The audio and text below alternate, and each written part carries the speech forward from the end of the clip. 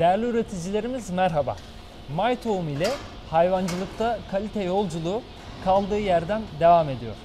Bu sezon hayvancılığın ve mısır tarımının yapıldığı Türkiye'nin dört bir yanında Profesör Doktor İsmet Türkmen hocamla sizlere konuk oluyoruz.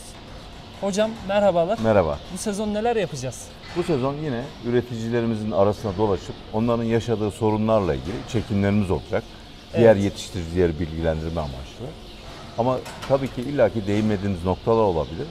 O değinmediğimiz noktalar veya genişletilmesini istenen noktalar varsa yetiştiricilerimiz bizlere çektiğimiz videoların altına sorularını yazaraktan destek olabilirler. Biz de onların sorularını hemen açıklayacağız. Hatta bu videonun altına da merak ettikleri soruları bizlere sorabilirler. Görüşmek üzere.